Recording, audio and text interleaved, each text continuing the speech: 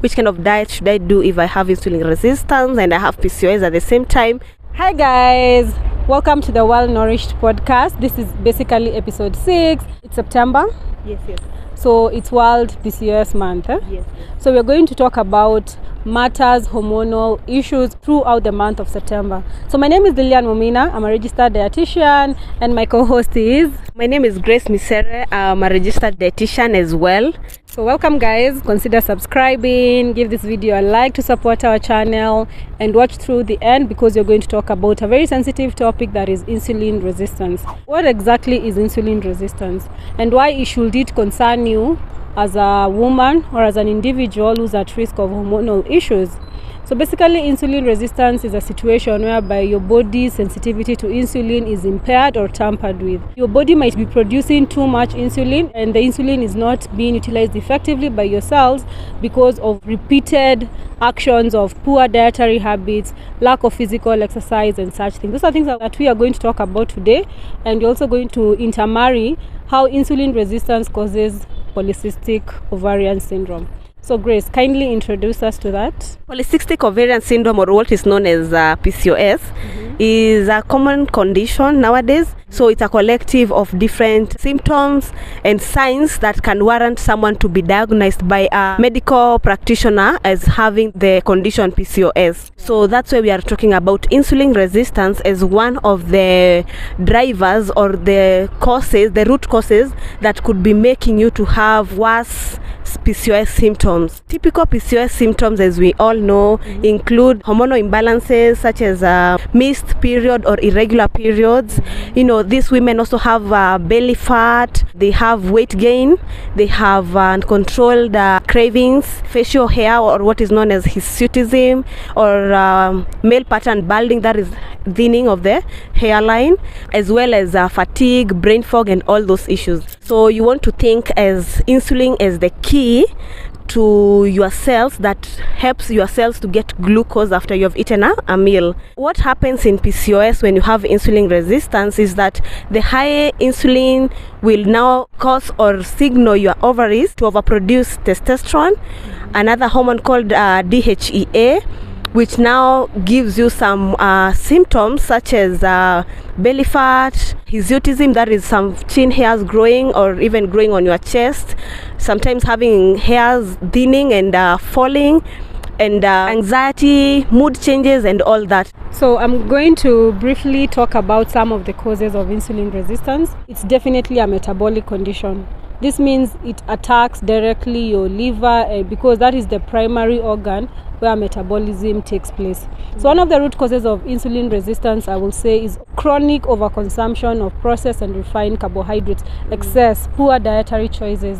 When you go to a dietitian and they tell you, I want you to stop over-consuming your carbohydrates, I want you to stop overconsumption of refined carbohydrates, I want you to reduce your insulin spikes because you are at risk of diabetes. A side note, insulin resistance is also a risk factor to type 2 diabetes.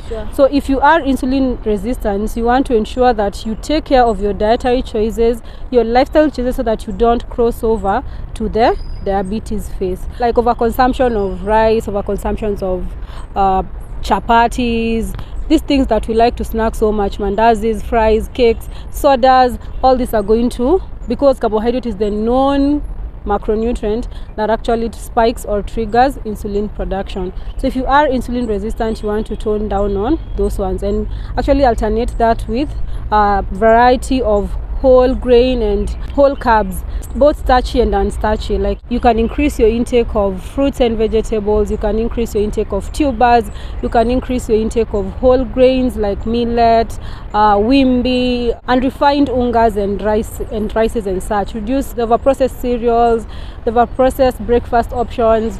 I know it's tiring, but sometimes because of the goodness of our health, those are some of the sacrifices that we need to make. So that is the first cause of insulin resistance. The next thing that actually causes insulin resistance is actually a sedentary lifestyle.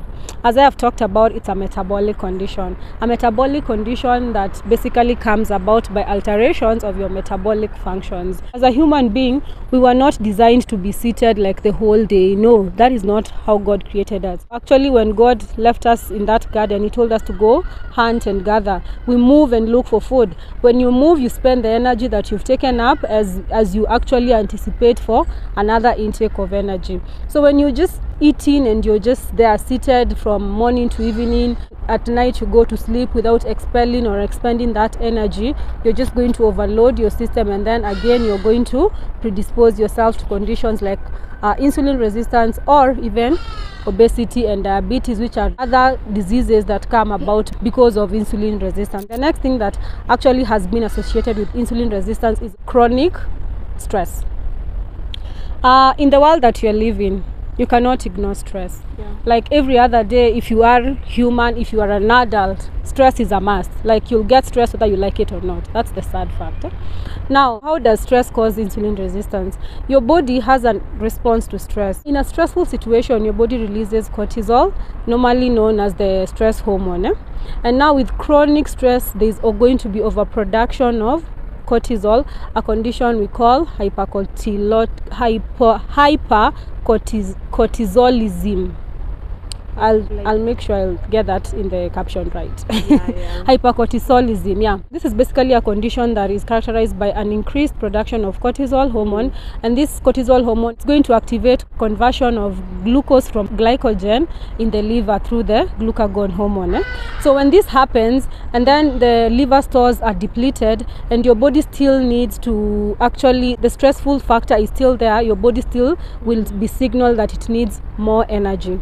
Your body is going to signal itself through the hypothalamus and the brain to ensure that it triggers cravings and hunger hormones to make sure that you increase your intake, and it's going to be very specific because it needs the instant energy. So your cravings for sugar, cravings for processed and refined, or even carbohydrates is going to be heightened.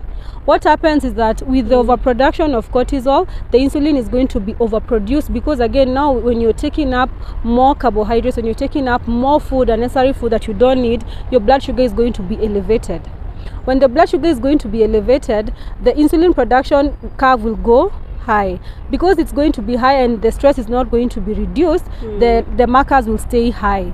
And over time, insulin resistance comes about. It is important that you ensure that even if in a stressful, I understand that sometimes you cannot do anything about stress. You have to have stress, but try as much as you can to ensure that you have phases, even in a week. If it's a chronic situation whereby you're having, like maybe you're dealing with a lot of emotional or financial or physical burden, try have at least a day or two whereby you're doing something that is relaxing, so that you can break that pattern, that you don't get to insulin resistance, which can predispose you to diabetes, PCOS, and obesity and other chronic conditions like cancers and such. So it is important that you also try to work on stress. So the next thing that causes insulin resistance, I will say, is medication. The next thing that can cause you insulin resistance is genetics. If you have a history of diabetes, obesity, PCOS in your family, or even hypertension, all these conditions that are related to metabolic disorders, you're definitely at risk of insulin resistance. But you need not to worry, because there's a lot of data to support that regardless of the genetic exposure, there are things that you can do to help you prevent the occurrences of conditions like insulin resistance, diabetes, metabolic, PCOS, and others. I think those are the common causes of insulin resistance. The other one is, of course, lack of sleep, which is related to stress. We have addressed the root causes of insulin resistance, and I hope you remember that insulin resistance is a direct contributor to PCOS. And September, just a slight reminder, is World PCOS Month. We are going to make sure that we create videos for you to create awareness on the importance of managing this condition, because as Grace said, it's not a disease, it's a condition that needs effective management. So she's going to talk about some of the things that you can do to actually manage or arrest or prevent the occurrences of PCOS through tackling or preventing insulin resistance. So Grace? Yeah, thank you so much, Mumina. According to statistics, 70 to 80% of women with PCOS do experience some degree of insulin resistance. The degree varies, and the more insulin resistance you have, the worse the symptoms that you have for PCOS. And so if you're a sister or a person with PCOS, you need to learn the art of blood sugar balance. It's the key thing that will help your hormones to get balanced and to help you manage this condition known as PCOS. And how do we balance our blood sugars to make sure that they are not spiking up and down? You need to learn the art of balancing your macros. As Mumina had earlier mentioned, that you need to know how to balance your carbohydrates, protein and fats. Of course, people allude insulin resistance to just carbohydrates, but sometimes they miss some facts in between that, because we are not telling anyone to take carbohydrates on their own, like free carbohydrates. And we have also highlighted some of the carbohydrates that are not really the best choices, and that's why she had mentioned of whole grains, legumes and vegetables and whole fruits. So you need to learn the art of balancing this carbohydrate together with adequate protein and healthy fats at every single meal that you are going to have.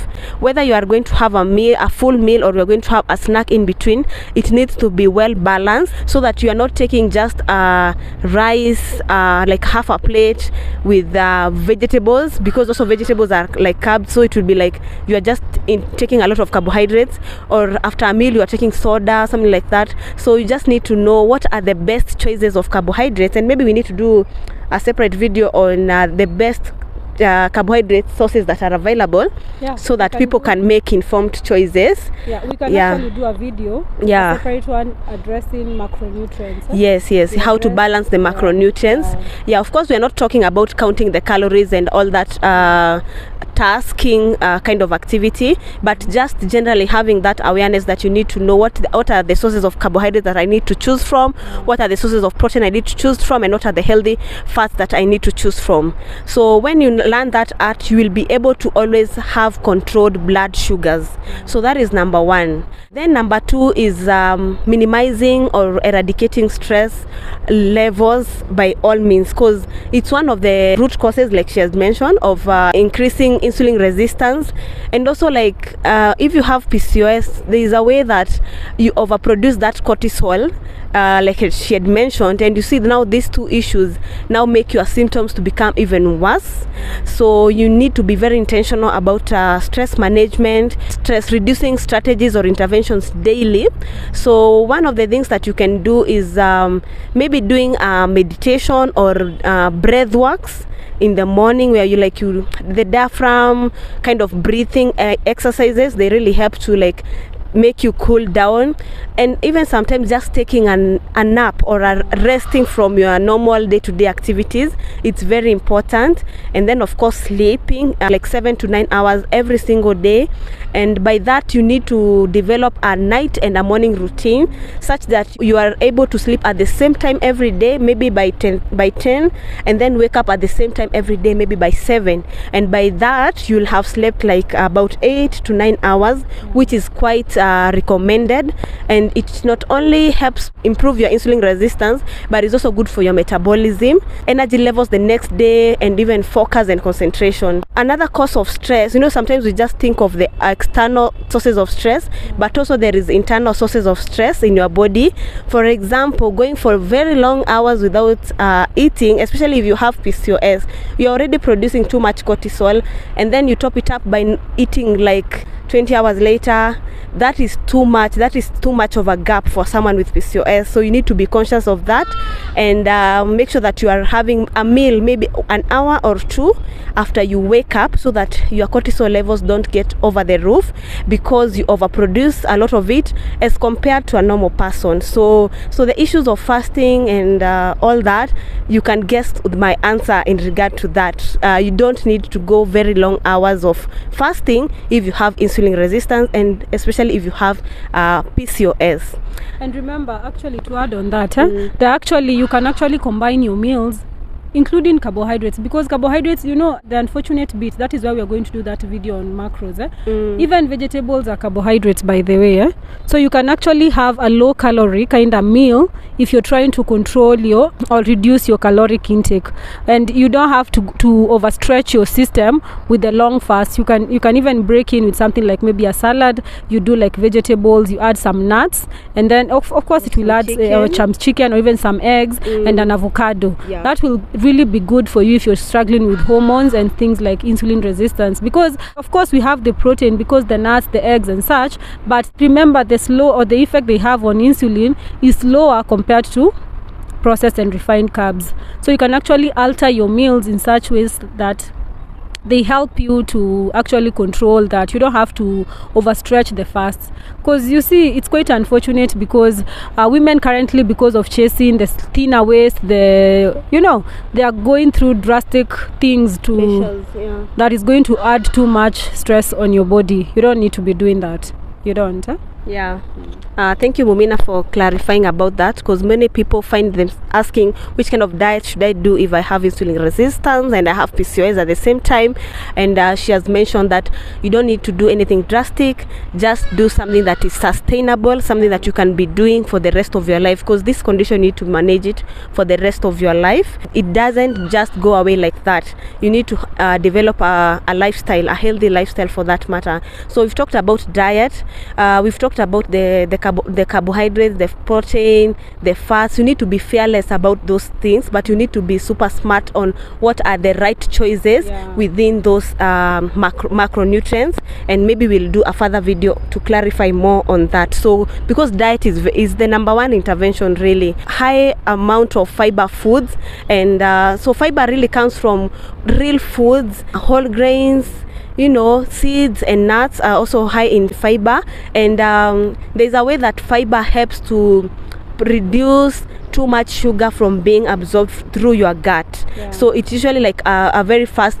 intervention to making sure that your blood sugars are not always spiked. So that's the importance of fiber, apart from making you regular or have or reduce constipation. And then I'm going to talk about exercise. It also plays a very key role in how you manage your insulin resistance or sensitivity, and also you need to make sure that you also don't overdo it.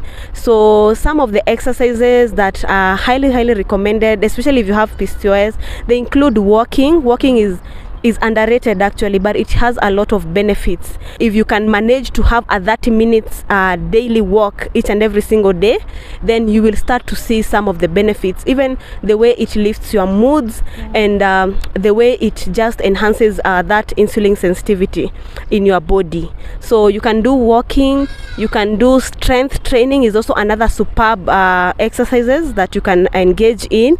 You know that process of resistance in your body, it has been shown to improve insulin sensitivity. When you build your muscles, you increase your body's capacity to store blood sugar, glucose. You will actually reduce the circulating blood sugar. If you have insulin resistance, your body will have a place to store the excess blood sugar and reduce the need for the insulin, so that the body can reduce the production of insulin. So exercise is very important if you're trying to reverse or actually work with insulin resistance. It's a must. Then another very pro tip that I've learned, that if you have insulin resistance, especially when you have a big meal, like say your lunch hour or breakfast, you need to do some 10 minutes walk, or just engage yourself in activity other than eating and sitting down or sleeping just immediately. It's important that you engage yourself in an activity or walk for like 5 to 10 minutes, and it will surely help that food to like get through the digestion tract and also improve your insulin sensitivity. So exercise is important. Don't do too much of it, by the way, because of you also don't want to cause stress again to your body by stressing it with hard heat kind of exercises. Just be moderate and focus on building lean muscle, the better for you, for your metabolism and for insulin sensitivity. And if someone decides to do HIIT, remember to do short intervals. Don't do like 40 minutes of HIIT. If it's HIIT, let it be 20. It's enough. Don't overstretch it. Don't overstretch. You're not a man, Women physiology is different from a man's physiology, and that's one thing you need to understand. Even if you're working out or the gym instructor is training both men and women, you can always let them know that you have this condition, PCOS, and therefore you need some kind of well instructed exercises that are not going to stress your body any further. So those are the key strategies, definitely. And then now we can talk about supplementation, because even when you have PCOS, some of the medication that you are given are to help lower or manage your blood sugar, and so you will find there are also some supplements that can do that as well. So it's always good to be informed of some of the supplements, but of course you need to get a personalized protocol for yourself, because there's no single person who has PCOS is the same like the other. Remember, we have different severities when it comes to PCOS. So you might think that I need these supplements right away just because you have PCOS, but you need a personalized consultation or a protocol tailor-made just for you. But I'm going just to mention a few. So my number one is definitely inositol. That is widely researched when it comes to this aspect of insulin resistance. It can also help you to regularize your periods, and it can help to reduce the high androgens or the high testosterone levels in the body and help minimize most of the symptoms that come with this condition. Another supplement that I can recommend is berberine.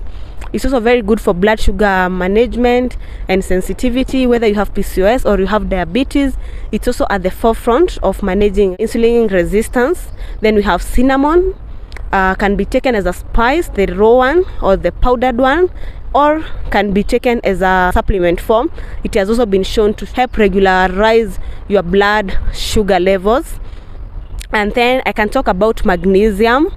Magnesium has so many functions in the body, especially magnesium glycinate, but the most profound benefit of magnesium is its action or its benefit to your metabolism, and also it is a natural stress reliever, which most people with PCOS do have issues with stress and falling asleep. So you might want to add a magnesium supplement, especially at night just before going to sleep, to just help with that, just aiding the sleep to come. So that is number 3. Number 4 will definitely be some antioxidants that work through the liver, definitely, because we need to be supporting the liver as a very key organ when it comes to management of insulin sensitivity. So you can think of antioxidants such as glutathione, milk thistle, which is also a good source of glutathione, or alpha lipoic acid. Those are some of the antioxidants. Some of them can be found in berries, so even high intake of berries such as blueberries, strawberries, blackberries, name them, they are very important. There are so many other supplements, but those are some of the well researched supplements that can aid in insulin resistance. So thank you so much for listening to us, and also talking about the month of September being the PCOS month. So we aim to spread more awareness on this topic as much as possible. We also offer personalized nutrition coaching programs, especially for women with PCOS, because we have such a following of many women with PCOS that don't know how to balance their hormones, how to go about their or reverse their symptoms, and how to manage it naturally. So we are the people that you can talk to, and we offer consultation, a holistic approach on how you can deal with these root causes. It's not only insulin resistance, there are also other factors such as inflammation that we have not talked about, so that you need to be aware of, so that you can manage your condition effectively. So you can follow us on Instagram at Healthy Hormones and at Mumina Wellness to get more information about our programs and other information regarding hormone balance and metabolic support. Thank you so much. Bye.